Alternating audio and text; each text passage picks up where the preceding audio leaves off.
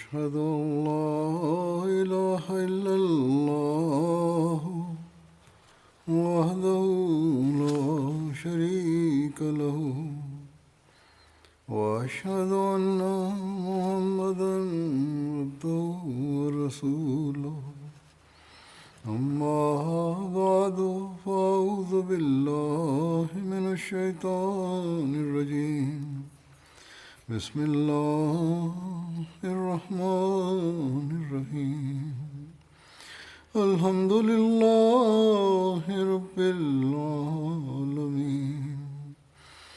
الرحمن الرحيم مالك يوم الدين إياك نعبد وإياك نستعين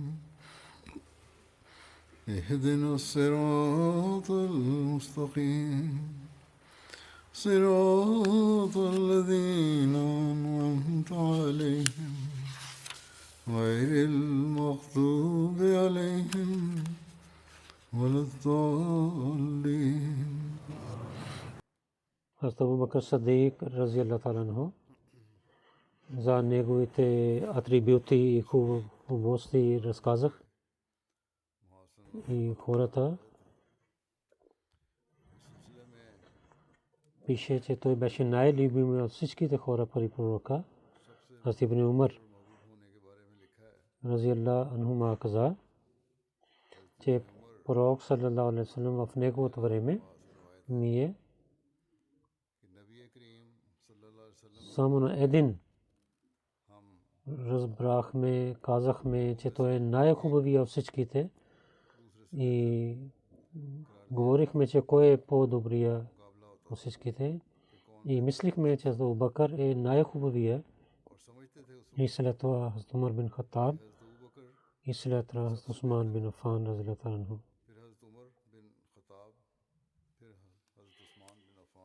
Хазрат Джабир бин Абдулlah каза, Хазрат Умар на Абу Бакър каза, он най-хубавия в пари хората след пророка саллаллаху алейхи ва саллям. Хазрат Абу Бакър, Хазрат Умар хвали на Абу Бакър. Хазрат Абу Бакър каза, ако така казваш, тогава аз на пророка саллаллаху алейхи ва саллям слушах,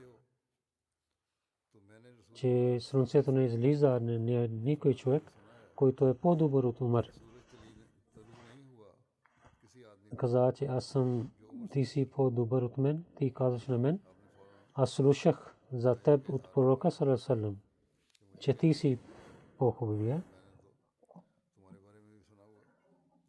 Абдулла бин Шафик каза, аз на Тайша каза, че от последователи на пророка саллаллаху алейхи ва саллям кой беше най-хубавия при пророка саллаллаху алейхи ва саллям, тя каза Хазрат Абу Бакър.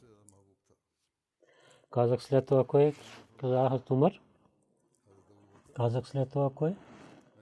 Каза след това Хазрат Абу Убайда бин Джарах. Каза след това кой? Тя мълчи след това. Мухаммад бин Сирин каза, аз не мисля за този човек, който не хвали на Хазрат Абу Бакър и Умар и казва, че има слабости при тях и също претендира, че аз обичам на пророка саллаллаху алейхи ва саллям. Хазрат Абу Бакър и Хазрат Умар, ако някой казва слабости има, това претендиране не е правилно, че аз обичам на пророка, защото тези двама бяха любими на пророка саллаллаху алейхи ва саллям. Хазрат Айс бин Амр каза, че Салман, Хазрат Сухайб и Хазрат Билал седнаха при хората. Абу Суфян дойде. Тогава хората казаха, кълня се името на Бога, че сабите на Бога не са извършили своята работа както трябваше. И слушайки това, Абу Бакър каза, дали така говорите за големите глави на Курайшите и не взехме отмъщение това. След това Абу Бакр отиде при пророка саллаллаху алейхи ва саллям и каза тези неща. Пророк каза: о Абу Бакр, може би на Салман, Сухайб и Билал те се ядосваха от теб. Ако те се ядосваха, тогава мисли, че Бог е ядосен от теб. Тогава Абу Бакр дойде при трима и каза: о моите любими братия, дали вие се ядосихте от мен?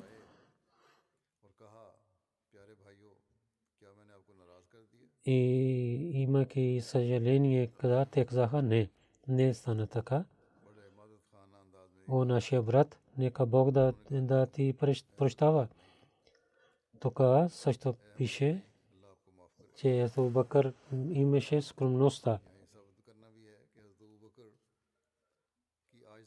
Такива хора, на които те станаха свободни чрез него, но пак той идва при тях и иска прошка от тях и обича на пророка и съвършено починава. Пророк съвсем каза, че не каза, че иска и прошка от тях, но той самия отиде и иска прошка от тях. Тази случка, разказвайки, тълкувайки, че на Сулх Худайбия и след договора на Суфиян не беше мусулманин.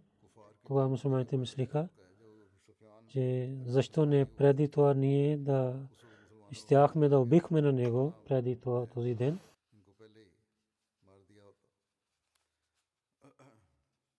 Наизуст знанието на Корана, Муслим Мауд разилата на също от историята каза нещата, каза Абу Беда каза, че последователи, които преселваха, тези бяха знаеха Корана наизуст. Абу Бакр, Умар, Усман, Талха, Саад, Ибн Масуд, Узайфа, Салим, Абу Хурайра, Абдулла бин Саиб, Абдулла бин Умар, Абдулла бин Аббас и жените Айша, Хафса и Хазрат Салама. Повече от тях в живота на пророка саллаллаху алейхи ва саллям наизуст знаеха Корана и някой след смъртта му наизуст знаеха Корана. Сания Снен Хазрат Абу Бакр така каза, Анас каза, Абу Бакр казваше, че аз казах на пророка саллаллаху алейхи ва саллям и аз бях в пещера. Абу Бакр каза, че той беше с пророка саллаллаху алейхи ва саллям в пещерата. Ако някой от неверниците ще гледа долу към краката си, той ще гледа на нас. Тогава пророк саллаллаху алейхи ва саллям каза: Абу Бакр, какво мислиш, че за тези двама и третия с тях Бог? Това пише в Бухари. Обещания Масия алейхиссалату вассалам каза, че Хазрат Абу Бакр Сидик, неговите атрибути и особените атрибути, особено това е, че в преселването и той особено беше с пророка и с хората най-хубавият човек, пророк саллаллаху алейхи ва саллям. В неговите трудности той беше с него и в началото, когато имаха проблеми, той беше най-хубавият приятел, особен приятел на пророка, че той да има особено отношение с пророка. И скрито беше, че Бог знаеше това, че Сидик Акбар от последователите им повече има кураж и богобоязлив и най-любим на пророка саллаллаху алейхи ва саллям беше и воюваше с най-добри начин и той имаше съвършен обич към пророка саллаллаху алейхи ва саллям. Хазрат Абу Бакр от началото помагаше с парите си на пророка и наблюдаваше нещата и по най-трудното време за своя пророк саллаллаху алейхи ва саллям Бог дава спокойствие чрез него и името Садик и Наби Саклен дава неговата близост на него и Бог на него Сани Снен дал тази титла на него и той беше от особените хора и той стана от особените хора на Бога.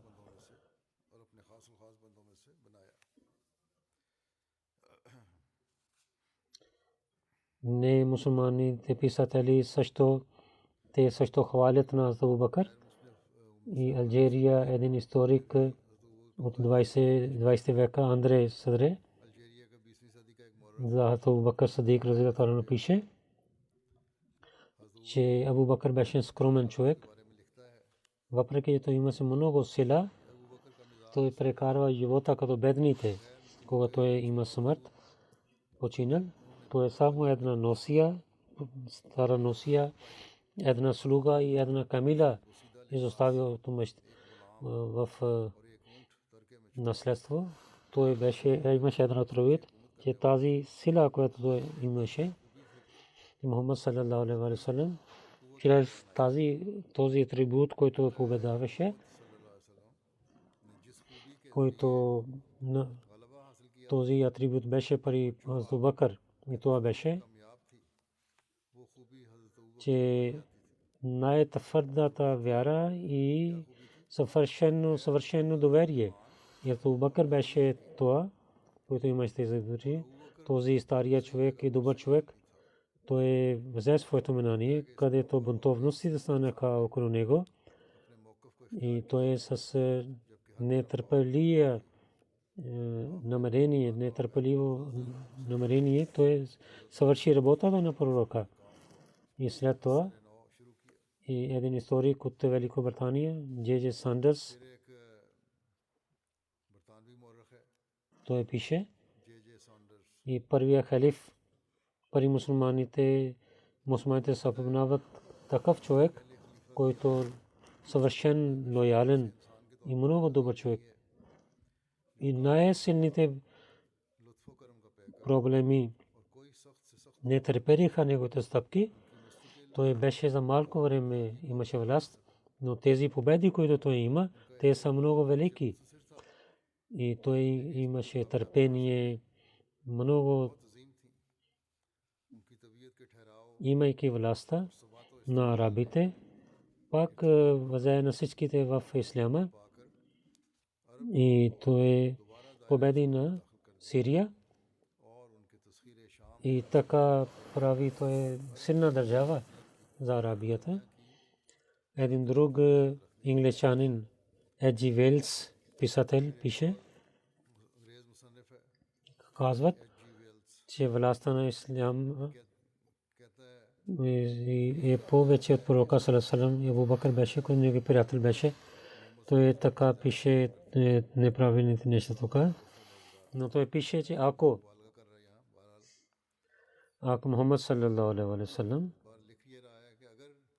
и въпреки че той има характер и беше музика в началната, наузбилен залик, тогава Абу Бакр, той беше мисленето и лоялността. Когато Мухаммад саллаллаху алейхи ва саллям нямаше търпение тогава, и те са неправилните неговите неща, където няма истина. На правилното нещо, което той пише това, когато Мухаммад саллаллаху алейхи ва саллям починал, Абу Бакр стана неговия халиф и той имаше вяра твърда като планини. И на 3-4 за малки войници той починава на целия свет под закона на Бога. Както ви казах, те писател каза за атрибутите на Абу Бакр, наистина те бяха при него, но тези хора не знаят за великото място на пророка саллалаху алейхи ва саллям. И когато хвалят на Абу Бакр и Умар, толкова те лъжат, понякога говорят с лъжа, че който не е правилно. Аз Умар или аз Абу Бакр. Те всички хора на своята глава Хазрат Мухаммад Мустафа саллалаху алейхи ва саллям бяха лоялни и съвършено бяха подчинявали и те бяха като слуги и те бяха ръце и крака на пророка саллалаху алейхи ва саллям. И така и религията на исляма и не беше работата на мозъка на пророка саллалаху алейхи ва саллям, както пише. Ислам беше, че мозък беше на исляма пророк саллалаху алейхи ва саллям. Това беше на след на пътствието Бога и откровение на Бога беше и съвършена религия и шария. Това е исляма. И нито така стана, че когато пророк саллалаху алейхи ва саллям нямаше търпение и пророк саллаллаху алейхи ва саллям имаше търпение за Абу Бакър. Ашджа нас най-великия и кураж, който пророк имаше, то беше пророк саллаллаху алейхи ва саллям беше. И в целия му живот не гледаме, че той нямаше търпение на какво място. Ако дойде такава притеснение, то Бог даваше спокойствие на него. Писат беше, че Абу Бакър и даваше спокойствие на него. И обратно ние гледахме, ако имаше притеснение в времето на Абу Бакър, това пророк саллаллаху алейхи ва саллям беше дал спокойствие на него. Както по времето на преселването, когато Абу Бакър имаше много притеснение и това притеснение наистина беше за обеща на пророка саллаллаху алейхи ва саллям беше и заради него беше, но по това време пророк саллаллаху алейхи ва саллям дал спокойствие на него. Когато пророк саллаллаху алейхи ва саллям каза на Абу Бакър: ла тахзан инна Аллаха ма'ана, о Абу Бакър, не притеснявай, Бог е с нас. И както преди разказах, Абу Бакър самия каза това. Той имаше неспокойствие, пророк саллаллаху алейхи ва саллям дал него спокойствие. Това показва, че той беше особен пророк на пророка на Бога саллаллаху алейхи ва саллям. Тези неграмотни и сляпи от разума, ако разказват нещо истина, те също опетняват, искат да опетняват на пророка. И един друг християнин и писател Т.В.Р. Невин, той пише, този Абу Бакър имаше много хубав бизнес и добър характер, умен и атрибути имаше. Неговия народ много уважаваше на него. Той една голяма част приеки исляма дал, купи и робите и ги освободи, неверниците. И заради вяра в пророка саллаллаху алейхи ва саллям дадоха много наказания на тези роби. И от Скотланд и лефтенант генерал сър Вилиам Мюр от Британия беше и беше командир в Индия, че Абу Бакър беше малко време негова власт, но Мухаммад саллаллаху алейхи ва саллям сред него ислям и е много благодарен на Абу Бакър. След Мухаммад саллаллаху алейхи ва саллям не служи на исляма толкова колкото Абу Бакър служи. За атрибутите на добрия морал на Абу Бакър Муслим Мауд разияллаху таала анху каза, това не е истина, че големите саре на Абу Бакър и Умар и имайки и казваха на Субайра разияллаху таала анху и искаха, че да имаме възможността да ги служим. И кой може да казва, че Абу Бакър и Умар и Убайра разияллаху таала анху и бяха много бедни и имаха вреда. Наистина, като света те имаха една смърт, но тази смърт дал много хубав живот на тях. Те ще бъдат живи до края на света. След това каза, че на Абу Бакър Бог затова не прави Абу Бакър, че той веднъж и се ражда по времето на пророк Сасам. Умар не стана, не взе това велико място за това, че веднъж той беше раждан по времето на пророка Салам. Усман и Али. За това и това място за Усман и Али, които имаха, Бог им дал. Не само това, че те станаха зет и на пророка Салам и Тала и Зубер, че те от семейство на пророка Салам и от неговия народ бяха и се раждаха в неговото време. Те не имаха тези уважения за това. Тези онези хора бяха, които дадоха жертвите си така, че човек не може да мисли, че толкова някой може да даде жертви. Тези жертви дават едно велико място на човека. А муслима отказа на едно място. Абу Бакър разияллаху анху, колко уважение има в нашето сърце. Някой може да казва, че тези уважения има заради децата им. Ние не знаем, че Абу Бакър неговото потомство до къде отиде и не писаха за това. Много хора има такива, които казват, че ние сме децата на Абу Бакър, казват, че ние сме садики. Но ако някой казва на тях, те се кълнете, наистина вие сте садики и вие пристигнете до Абу Бакър, те няма да се кълнят. И ако те се кълнят, ние ще казваме, те лъжат и нямат вяра, защото потомството на Абу Бакър не пазиха толкова, че сега някой да казва, че аз съм неговото потомство. Уважението на Абу Бакър не правим за това, че неговото потомство върши добра работа. На Умар не уважаваме това, че неговото потомство върши много хубава работа. На Усман не уважаваме за това, че неговото потомство върши хубави работи. На Али не помним за това, че неговото потомство има атрибути.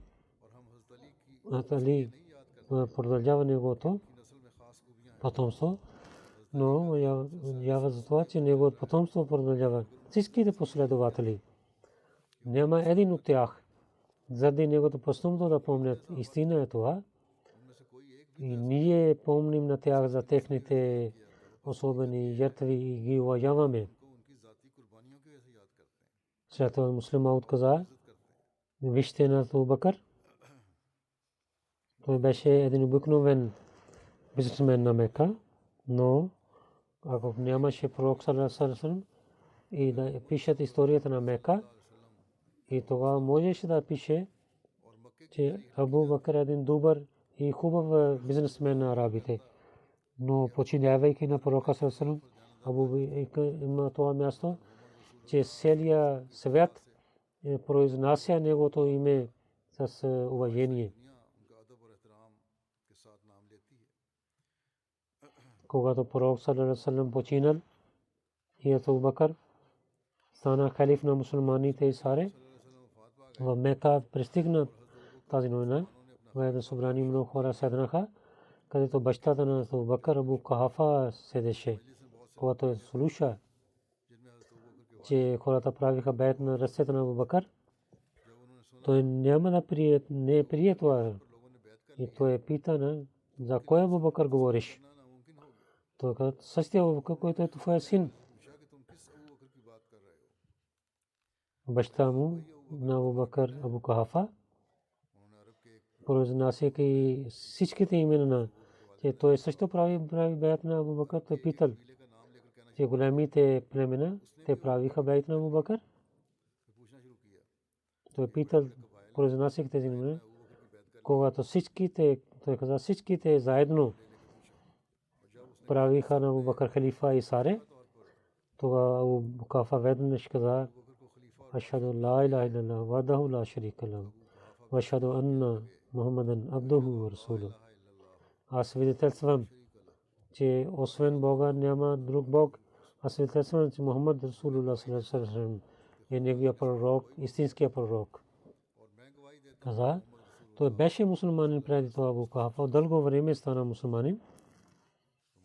След победата на Мека или преди това, това пак рецитира този калма и пак и каза, че пророк саллаллаху алейхи ва саллям е истинския пророк за това, че когато Абу Бакр стана халиф, неговото очи бяха отворени. Той мисли, това за истината на исляма е един знак, велик знак.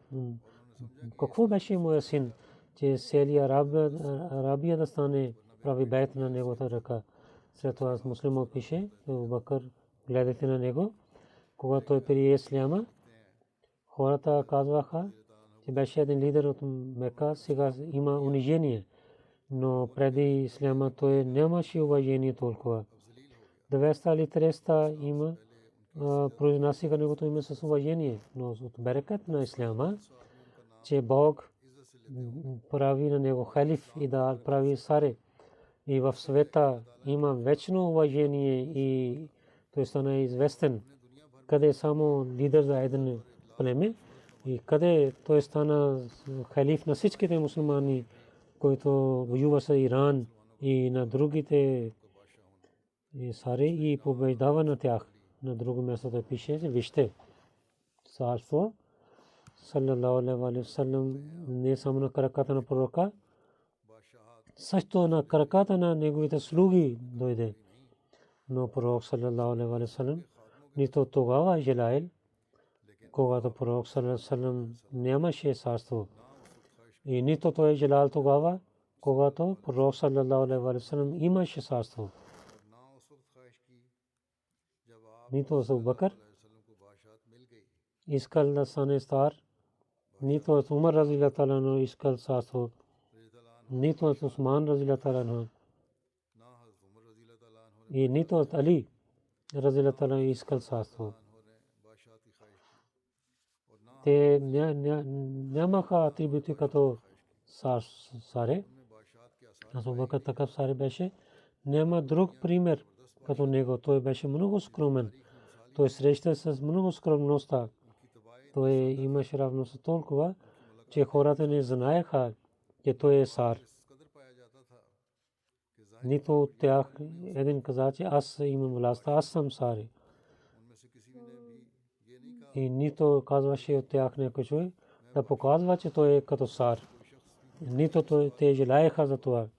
Наистина, които стават на Бога, хората идват на неговите техните крака. Хората мислят, че те ще имат помощ от царството, но тези, които стават на Бога,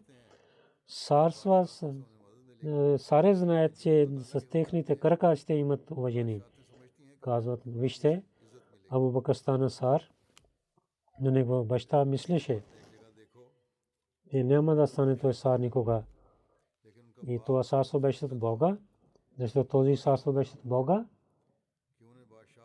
И за това Тимур също беше един цар. Но заради светските неща той стана цар.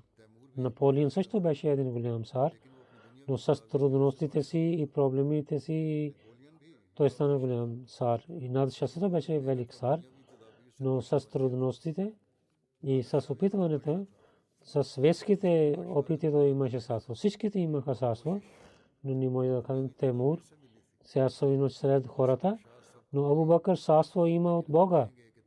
Ние казваме, че Наполеон има царство от светските сили, но от Умар има царство от Бога.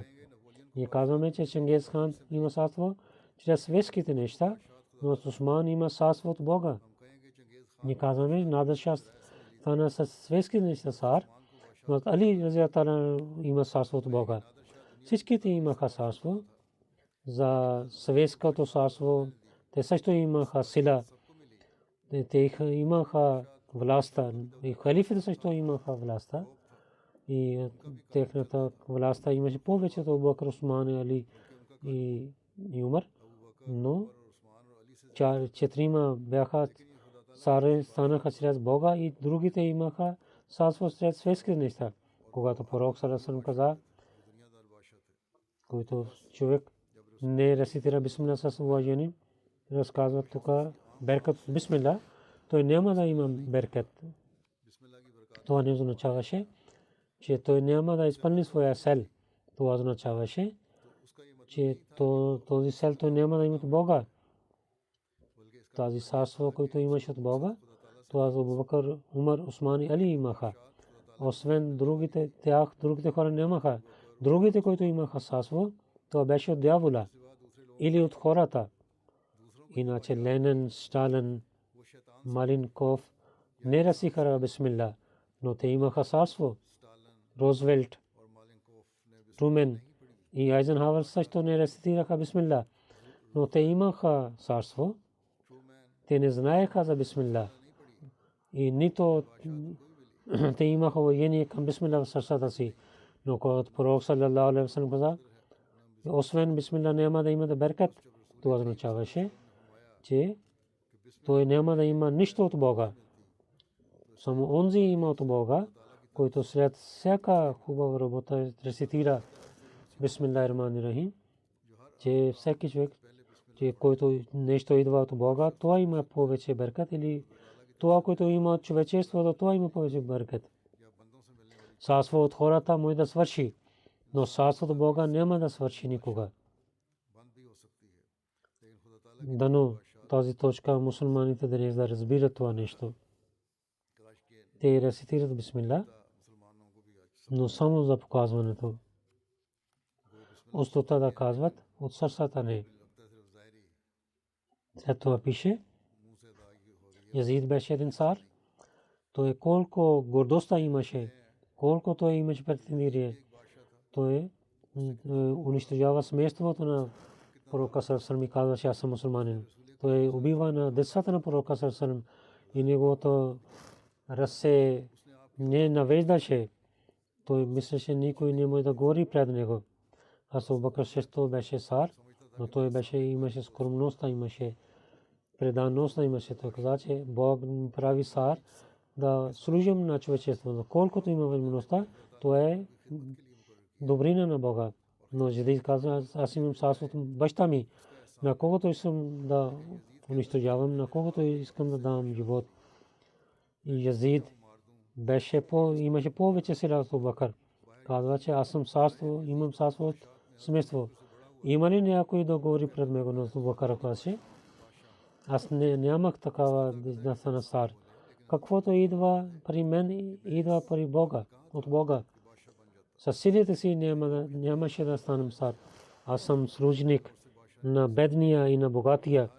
Ако ще върша някаква грешка, може да имате отмъщение за това. В страшния съд на искате нещо. Някой слушател може да казва, че какво става. Един малкият човек да повече има сила от който слуша на Язид, може да казва, че те са като Кесар и Кисра. Те сарите говорят така. Но когато почина Абу Бакър, неговия син, внук и внуци и техните деца и потомстви, където няма пота и прапота, внуци, и те имаха, се гордееха, че са децата на Абу Бакър. Онези хора не са от неговото семейство. Те рецитират неговите случки и днес те имат сълзи в очите си. Те обичат на него повече. Ако някой не хвали на него, те се ядосват. Не само децата, другите жертват своя живот по името на негови. Всеки мусулманин, който слуша, казва разилата, но нека Бог да е доволен от него. Но Язид, който много се гордееше и казваше, че той е цар, когато почина, хората правиха неговия син вместо на него като цар. Петък дойде, той стана на мимбра и каза, о хората, и дядо ми стана цар. Когато другите хора можаха да станат царе, баща му стана цар, когато бяха другите хора, които могат да станат цар. Сега аз съм царе и има другите хора, които могат да станат царе. аз няма да стана, аз моя баща и дядо и не дадоха правата на хората, но аз няма да стана така. И тук е вашия хилафът, дайте на когото искате. Аз нямам право и нито мисля, че моя баща и дядо има. Те с жестокостта взеха силата. Аз искам да връщам тази власт. Той отиде в къщата си, и когато майка му слуша това, че не е добрият човек, ти режи носа на баща и на дядо си. Той отговори, о моя майка, ако Бог ще да ти даде разум, ти ще да мислиш, аз не режих носа им, аз сложих носа на техните деца.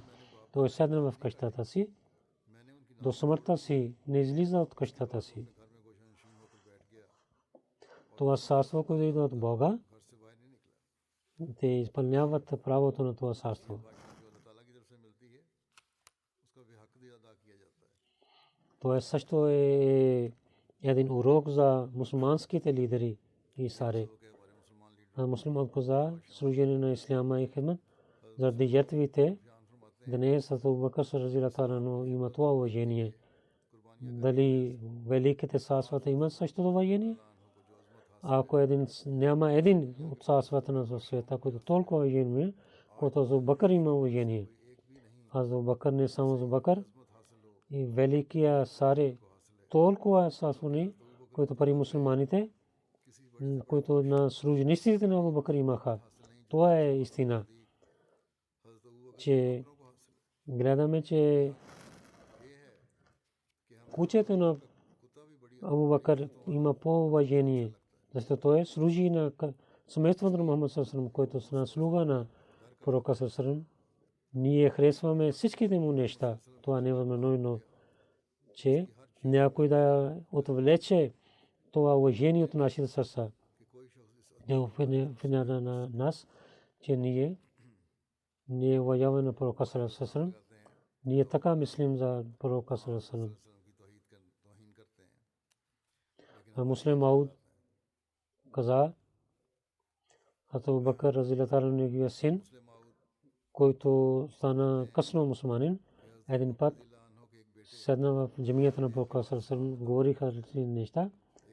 И от думите той каза, говорейки каза на моя баща, там на тази война, аз седнах зад един камък, вие преминахте два пъти, ако исках, щях да ви убивам.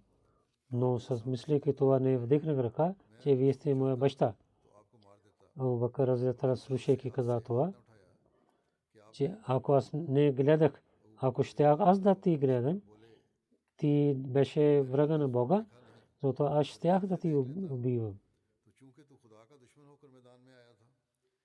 Абу Бакр разияллаху анху за неговите атрибути, обещания Масия алейхи салату ва салам каза, Абу Бакр разияллаху таала анху този беше, който в природата си истина имаше от природата си.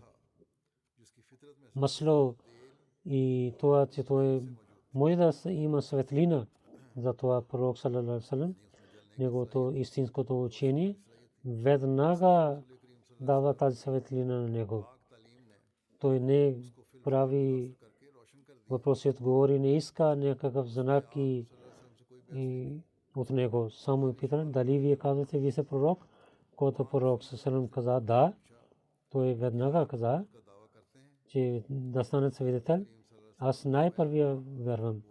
Опитваме, обещан ми се каза, че от които питат, те не имат наблюдение, но които имат търпение, те имат наблюдение.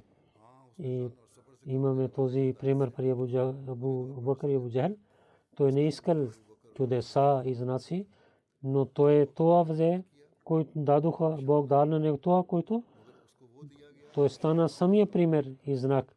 Абу Джахл искаше и беше неграмотен. Той гледа чудеса, не можа да гледа тези чудеса. И старайки знак, той така умира във враждебността на пророка. Обещания Масия каза, една земя беше на Мека. Абу Бакр разияллаху анху и Абу Джахл се раждаха там. Същия Мекка, където хиляди хора от различните места, където се събират от света, същата земя се раждаха там. Първия заради истината си, имайки на татвие, стана и садик, и друга, не ставайки грамотен и ставайки срещу истината, има стана известен. Съвършени неща са двама, едно от Бога и друга от дявола. От Рахман Бога те стават известни на небето. Онези хора, които дявола са, те стават известни при дяволски хора. И пророка саллалаху алейхи ва саллям те прави разлика. И както Бог е задал заповед, и той дава то спасение на всичките. Но някои некъсметливи не приеха, но добрите хора приеха на него. Абу Джахл неговите приятели гледаха много знаци, но те нямаха полза от тези знаци. След това обещание Масия алейхи салам каза: вижте, в Мека Мозма, когато пророк саллалаху алейхи ва саллям дойде, Абу Джахл беше в Мека. И Абу Бакър разилата анху също беше от Мека. Но Абу Бакър имаше истинската природа, че той не влиза в града. По пътя, когато не човек питал, има ли някаква добра новина, той каза, че пророк саллалаху алейхи ва саллям каза, че той е пророк. Той вярва на същото място и не е искал някакви знаци и чудеса. И той стана гледа много знаци и самия стана едно чудо. Абу Джахл гледа много знаци, но той напредва в редовността и отказваше. Какво беше скрито нещо в това? Двама се раждаха на едно също място. Един стана Садик и другия, който беше Абу Бакър, той стана Абу Джахл. Скрито това е, че той нямаше връзка с истината. И вяра идва от истината. Вярата също учи на човека и показва истината на Бога. Затова, че истинските хора също са като един знак от Бога. Обещани Масия каза, че Бог ми е каза, че Садик, Фарук и Усман разиаллаху анхум, вижте, те бяха вярващите, бяха онези хора, на които Бог избира, които бяха знаци на Бога и имаха знание от Бога. Те заради радостта на Бога изоставиха местата си, имаха много проблеми и войни и проблеми и не гледаха студа на нощите. И те ятваха на всичките си усилия за религията и не отказваха никога от религията. И заради Бога изоставиха всичките си неща. Техните дела имаха мризма и техните думи също имаха мризма. И заради техните добрини и показва техните пътища към градини на добрините. И също идва вятър от техните и вятър, който идва от тях, показва техните добрите атрибути. След това каза към името на Бога Шейхен, Абу Бакър и Умар. И третия Зуннерен. На всеки един от тях, Хазрат Усман ретана, на врата на исляма, пророк саллаллаху алейхи ва саллям, те станаха войници на неговата армия, които казват от тях и не дава уение на тях и не воява на тях и унижава на тях и пасува на тях и с езика говори срещу тях. Аз имам страх, че той ще има унижение от Бога и който опитняваха на тях и те ще имат наказание, имаха наказание от Бога. Аз имам този опит и разказвам това нещо, че ако някой има омраза към тези хубави хора, той няма да има връзка с Бога никога, който е техния враг.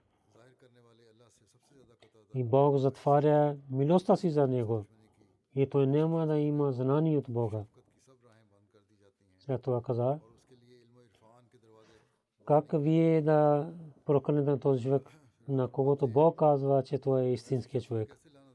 Има такива групи и посуват такива, казват такива думи. Как може да казва тези думи, на когото Бог казва, че той е истинският човек, той иска помощ от Бога и Бог помогне на него и показва знаци за неговата помощ. И бунтовниците бяха унищожени чрез него, Абу Бакър. И където имаше много изпитания заради исляма, той пази на исляма. И той унищожава на анаконда на враговете и с благословението на Бога. И той дал сражение на всичките групи, които бяха срещу него. Абу Бакър и много беркати има. И главите на мусулманите се наведат пред него и заради неговите добрини. И как ние да обичаме онзи човек, който посува на него? Както Бог унищожава огън на враговете ни му, и така и Бог прави на него слуга на Корана. И така и то разпространява книгата на Бога и събира на Корана и на пророка саллаллаху алейхи ва саллям. И както той каза, как пише Корана, той със всичките си усилия служи на Корана. И за религията неговите сълзи винаги и наливаха сълзи неговите очи. Шиите, някои хора, те също казват, че Абу Бакър Сидик, че вярва в това време, когато враговете много силни бяха срещу пророка. Шиите казват, че тогава Абу Бакър вярва, когато много врагове бяха на пророка. И в най-проблемите той беше приятел на пророка със, когато пророк със излиза от Мека, той също излиза с него. И в проблемите претърпи тези проблеми. И всичките приятели и цялото си семейство той изостави в Мека. И той взе ръка на Бога. И във всяка битка той участва, воюва с неверниците. И Ахмад Мухтар, нашия пророк саллаллаху алейхи ва саллям, той помага на него. И той стана халиф тогава, когато измамниците отказаха исляма. И много хора казаха, че ние сме пророци, лъжливи пророци. Той воюва с тях и воюва до тогава, докато има спокойствие в държавата и бунтовниците изчезнаха. След това той почина и на пророка саллаллаху алейхи ва саллям и имама на масумин саллаллаху алейхи ва саллям, с него той беше прогърбен и той беше любим на Бога. И той не изостави на пророка саллаллаху алейхи ва саллям нито в живота, нито след смъртта си. И след няколко дни той пак се срещна с него и представи подаръка на обеща. Най-чудо е това, както те казват, които обвиняват на него, че Бог на Хатму Набиин и прави сложи на двама онези, които бяха наузбилни мабнеси, и двама в света и след смъртта те станаха приятели на пророка. И наузбилла, и двама нечисти хора, те не отидоха далече от него. Нашия Бог е чист от тези неща. Тези хора говорят лъжа. Както те казват, това е лъжа. Двама, Абу Бакър и Умар, и бяха добри хора, двама чисти хора. На имама на чистите хора с пророка се срещнаха. Тук има един знак за разумните хора. И след това каза за лошите шиите. Ако онези, които са враг на тях, шиите, кой е първият човек, който прие исляма, те само ще казват, че това беше Абу Бакър. След когато питаме кой беше, най-първият беше, който преселва с пророка саллаллаху алейхи ва саллям. Изоставяйки всичкото семейство и отношение, отиде там, където пророк саллаллаху алейхи ва саллям отиде. Няма да имат възможност да казват, че това беше самия Абу Бакър. Когато питаме, че може би ако той не беше правилен човек, и кой беше първият халиф, Те няма да има възможността само да казва, че Абу Бакър. Когато питаме, че в държава, кой събира на Корана? Те наистина ще казват, това беше Абу Бакър. Когато питаме това, че Хайрул Мурсалин и с него, кой е прокурбен? Те няма да има възможността да казват, че това беше Абу Бакър и Умар са. Колко е чудно това. Че наузубин залек, че цялото въжение Бог е дал на тези, които не бяха истинските вярващи. И всичките благослови на Исляма стана от другите ръце. Он човек то мисъл, който беше първата стъпка на Исляма, който той беше неверник, който първо пресели се прокъсен, той нямаше вяра. И така всичките военни ще идват на неверниците. И така и когато беше в гора в пещера, след обитание Масия каза, истина е това, Абу Бакър Садик и Умар Фарук бяха от тези великите последователи и те изпълниха своите всичките работи и те бяха богобоязливи станаха. Те гледаха положението на и знаеха скритите неща. Те не искаха светските неща, че подчиняваха Бога съвършено и благословите на Бога, помощта на религията на Шейхайн Абу Бакър и Умар, разияллаху анхума. Като тях не гледам другите двама. Те бяха слънцето на народа на пророка, подчинявайки на пророка. И те бяха като луната. И те имаха съвършено обичта на пророка. За да истината, те имаха много проблеми. И тази религия, която много велика религия, те имаха много проблеми за тази религия. И воювайки с неверниците, като лъвове нападнаха тях, докато ислям има победа. И враговете имаха сражения. И изчезнаха другите Бога. И слънцето на религията свети в света. И служейки на религията и правейки добрини за мусулманите, и двама свършиха своя живот така, че станаха съседи на пророка. Двама, Абу Бакър и Умар. И колко са велики тези двама. И там те са прогребени.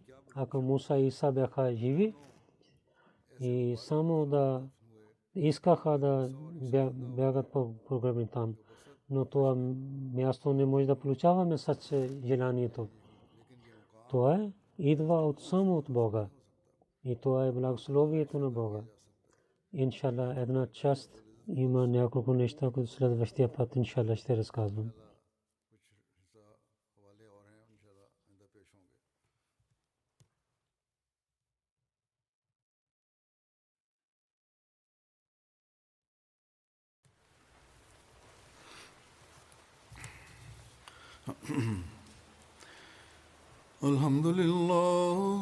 الحمد لله نحمده ونستعينه ونستغفره ونؤمن به ونتوكل عليه ونعوذ بالله من شرور أنفسنا ومن سيئات أعمالنا من يهده الله فلا مضل له ومن يضلل فلا هادي له ونشهد أن لا إله إلا الله ونشهد أن محمدا عبده ورسوله عباد الله رحمكم الله إن الله يأمر بالعدل والإحسان وإيتاء ذي القربى وينهى عن الفحشاء والمنكر والبغي يعظكم لعلكم تذكرون اذكروا الله يذكركم وادعوه يستجب لكم ولذكر الله أكبر.